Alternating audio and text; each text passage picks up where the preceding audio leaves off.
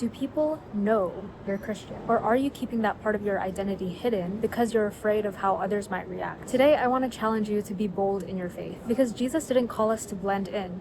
He called us to stand out. Let's start with Galatians 1:10. Paul writes, "Am I now trying to win the approval of human beings or of God? Am I trying to please people? If I were still trying to please people, I would not be a servant of Christ." For so long, I was afraid to share my faith boldly because I wanted to be palatable, liked, and accepted by others. I didn't want to rock the boat. I wanted to please people more than I wanted to please God. But here's the truth.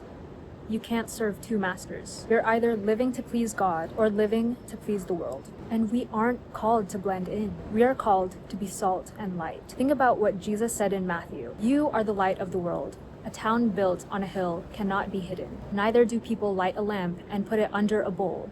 Instead, they put it on its stand, and it gives light to everyone in the house. What good is a lamp if it's hidden? What good is salt if it loses its saltiness? You were made to shine, to bring the light of Christ to others. And a pot cannot know its purpose without its potter. God made you for kingdom purpose. You were made to glorify Him." Now let's talk about what might be holding you back. If embarrassment or fear of judgment is stopping you, consider this warning from Luke. "Whoever is ashamed of me and my words, the Son of Man will be ashamed of them when he comes in his glory and in the glory of the Father and of the holy angels." If we are ashamed of being followers of Christ, what does that say about our faith? About our love for Him? It's better to be scorned by the world than loved by it, because the world hates truth, hates righteousness, and ultimately hates God. Jesus tells us in Luke 6:26, "Woe to you when everyone speaks well of you, for that is how their ancestors treated the false prophets." If everyone speaks well of you, it might be a sign you're not being bold enough in your faith.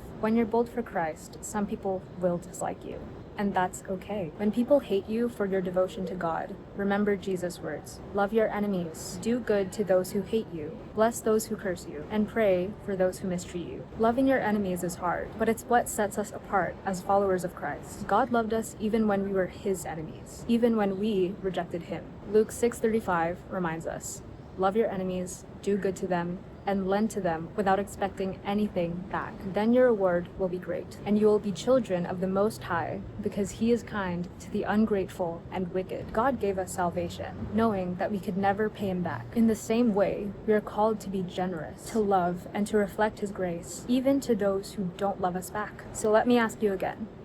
Do people know you're a follower of Christ? If not, what's stopping you? Be bold in your faith. Be the light that shines on the hill, salt that seasons the earth, because you are made to glorify God. He calls you to this purpose. It's time to stop hiding and start shining. If this message resonates with you, please let me know in the comments. Thank you for sticking to the end. And if you're ready to take that next step in your faith, share this with someone who needs it. Let's be bold together for the glory of God. God bless.